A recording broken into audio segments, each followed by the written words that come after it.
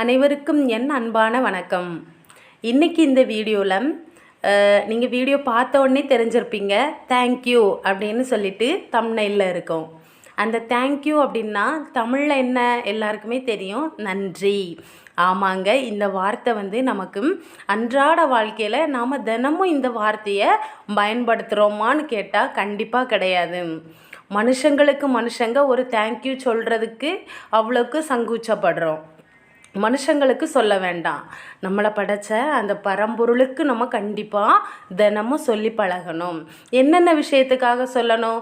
கடவுள் என்ன நமக்கு எல்லாம் அள்ளி தந்துட்டாரா, நம்மளை என்ன பெரிய பணக்காரனை ஆக்கிட்டாரா அப்படின்னு நம்ம நினைப்போம். எதுக்காக? கடவுள் தான் நான் எவ்வளோ கஷ்டப்படுறேன், இந்த கடவுள் கண்ணை மூடிக்கிட்டு தானே இருக்கிறாரு அப்படின்னு நாம் நிறைய தடவை கடவுளை திட்டிருப்போம். நமக்கு கொஞ்சம் நல்லது நடந்துட்டுனா கடவுளை பார்த்து ஈன்னு இழிப்போம், இல்லையா கடவுளை போட்டு நல்லாவே திட்டுவோம். அதாவது என்னையும் சேர்த்து தான். கொஞ்சம் கஷ்டம் வந்துட்டுனா கடவுளை பார்த்து என்னை ஏன் இவ்வளோக்கு சோதிக்கிற அப்படின்னு சொல்லிட்டு நானும் அழதான் செய்வேன்.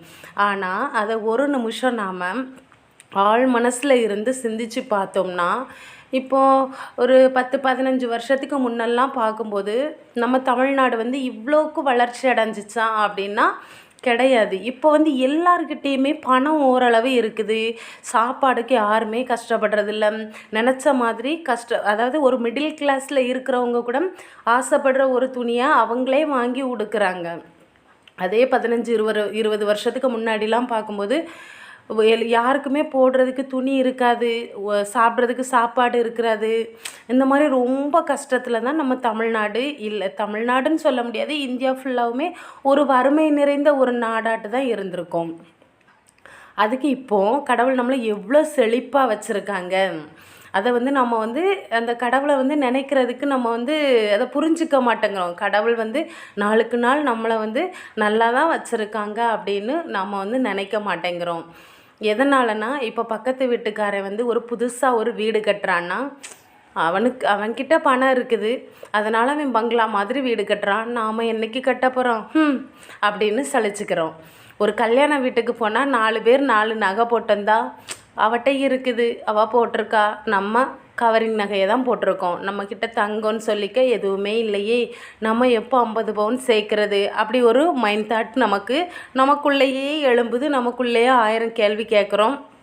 நம்மக்கிட்ட இல்லைன்னு நினச்சி ரொம்ப ஃபீல் பண்ணி அந்த கடவுள் நமக்கு எதுவுமே தரலையே, எல்லாமே பணக்காரவங்களுக்கு தான் கடவுள் இன்னும் கொடுக்குறாங்க, கஷ்டப்படுறவங்க என்றைக்குமே கஷ்டம்தான் படுறாங்க அப்படின்னு நம்மளையே ஒரு தாழ்வு மனப்பான்மையில் நினச்சிட்டே இருக்கோம். ஆனால் உண்மை அது கிடையாது.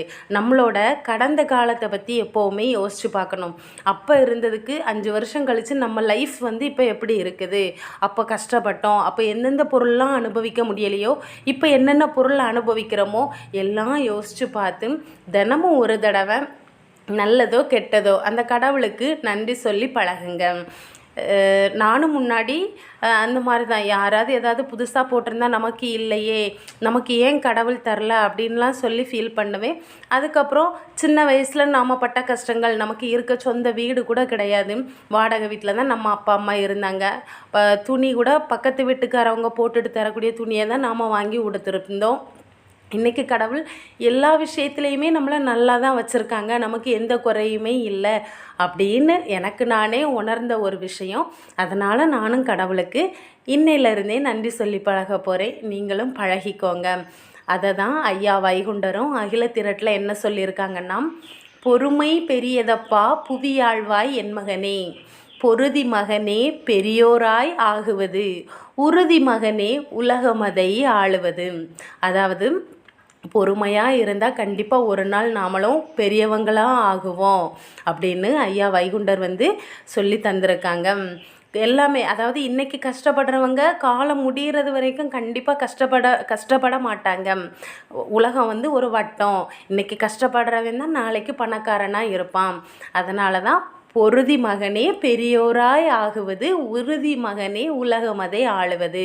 இந்த ஒரு வாசகத்தை மனசில் வச்சுட்டு தினமும் கடவுளுக்கு நன்றி சொல்லி பழகுங்க. நாளைக்கு இன்னொரு நல்ல தகவலோட ஒரு அழகான வீடியோவில் சந்திக்கிறேன். நன்றி, வணக்கம்.